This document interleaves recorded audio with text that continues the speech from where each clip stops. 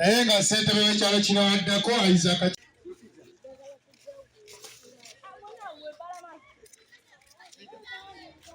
andi yagamba naye otumanyiira ekubo bali mu byenga temuli basirikale naye muloka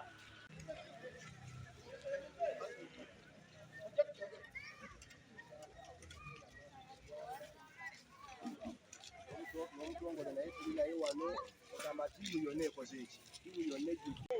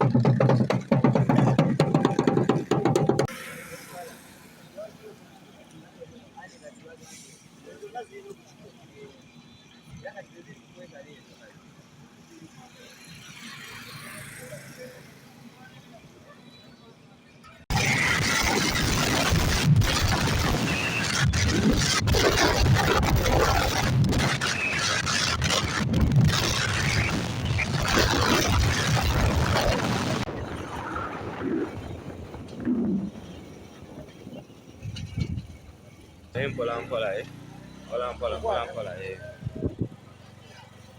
ekyakobi kyekiri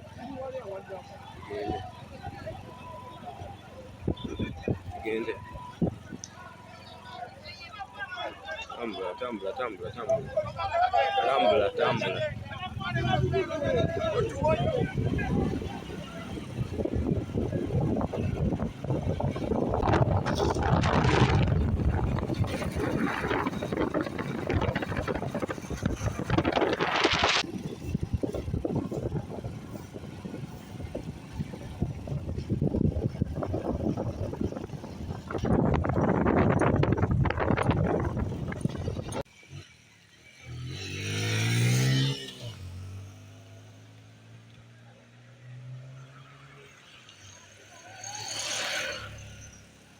Saalongo Ssenyange Franka omutongole w'ekyalo Wantoni naffe twetabye mu bulungi bwansi kubanga bulijjo tubadde tumukola naye ng'abantu baali batu naye twebaza nti ne gavumenti bweba yakirabye nti kyetaagisa tugyebaza kubanga awatali buyonjo obulamu tewali obulwadde businga okutwala ssente mu bulamu bw'omuntu naye abantu bwebanga bayonjo ne ssente zigenda mu maka ensonga kijja kuba kirungi era tukisanyukidde gavumenti ekinyweze tekireka mu kkubo ali mpanga ya wano Wantoni timu Kalaza soko okwebaza gavumenti kino ekintu kyekoze tukkirize tugaane abannayuganda twali tweragajjalira era kino kyekoze lwakuba nti no tuna kyakugiwa twaliba tugiwa akasiimo.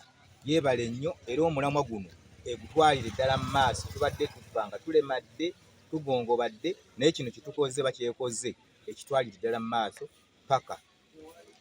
Kale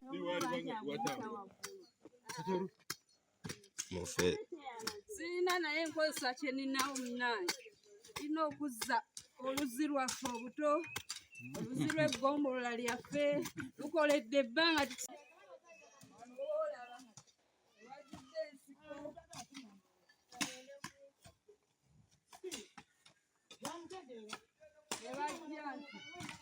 baali baavaawo nga basinawabya amazzi saabitegeera naye mugambe nti oluzi guli wange mugambe oluzi luli wano nedda bajjajja baffe baali bagakozesa naye nga tebalwala ate ebirwadde bye tulwala ssaawa zino mujje tukwatire wamu tuzze oluzzi luno lwetaaga okuzimbibwa okwambusaako waggulu engeri mukuka wajja n'akola ki naye kati tutereezezza omuwaatwa guno ogugenda otwalanga mukoka tugutereezezza kati lwetaaga kusitulamuuko waggulu.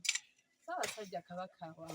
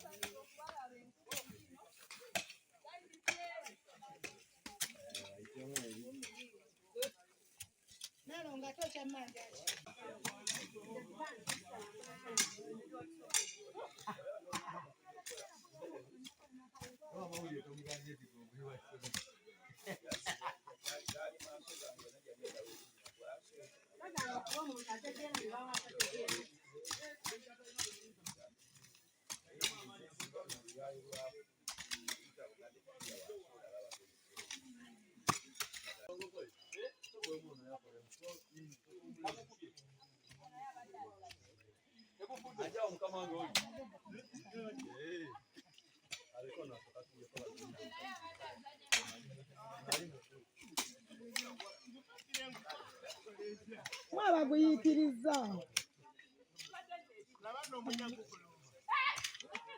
ate omunyago otya okubeera ne mu mbiri z'abakabaka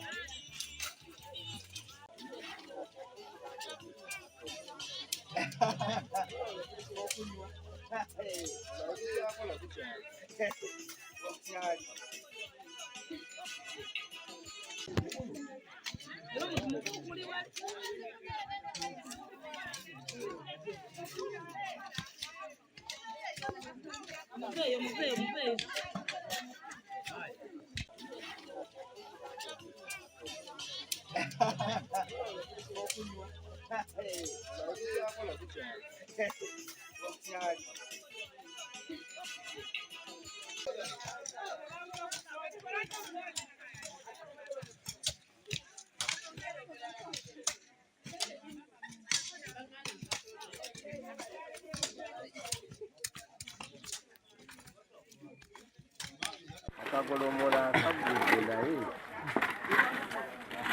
iranye neekukkiriza abatuuze banaakakukkiriza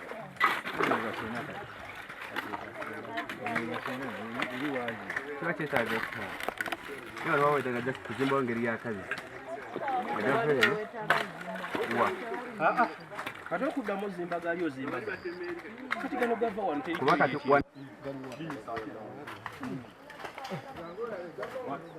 awantu awo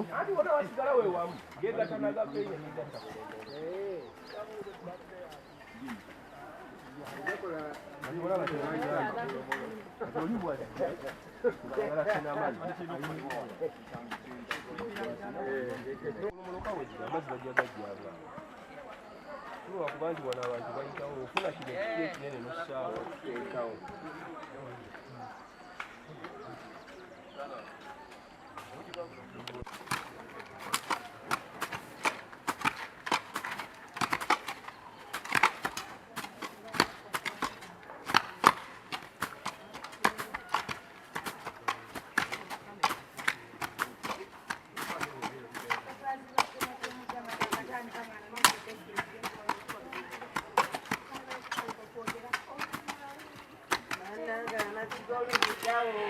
Kwate.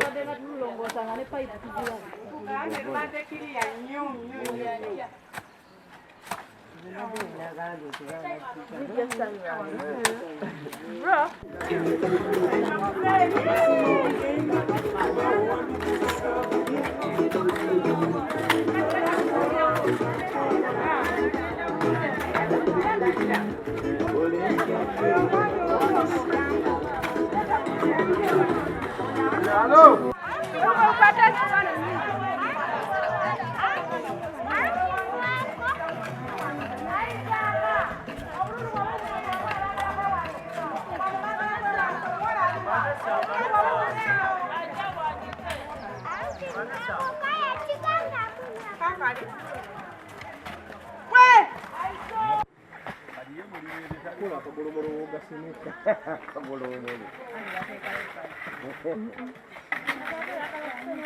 Ndi musanyufu ndi gavumenti yatandise bweti kigenda kuyamba LCs empya ezizze luno okumanya tetwagala tukulembere balwadde twagala tukulembere abantu abalamu nga pulezidenti bwayagadde abantu babeere ebyaddala ebyobululu bwebiri naye ate ffe ng'abantu tulina okuba nga tuli balamu koze eno ebeere yaffe mu baggala mbadde nsaba buli muntu w'abaggala akitwale nti initiative ezifaanagana nga zino ziba zitukwatako ffekka si lwa bibiina nti kibiina kino oba kibiina kiri. Cleaning day ng'etuuse olwaleero tusaba ffenna tukwatirenga wamu tunaalondangayo ekyo ekintu eky'enkizo mu kyalo tetujja okuba nga tukwatako ng'omuzizi enguudo mukama wange ozirabye embojja enguudo mbi enzizi mbi amalwaliro mu bitundu bino si ge gali awo agasanyusa. In fact mbadde nsaba era kino nkisaba minisita wa local government kuba bakitadde ku gavumenti nti mwateekawo bajeti ya wano tekyakola nti enzizi tezikyalabirirwa naye nze nga kanso omulamba nkimanyi nti ekyo kya bulimba era omukulembeze yenna abadde atukulembera ng'ekyo kyakulembeza mu bantu nti gavumenti yava dda ku nzizi n'alimba.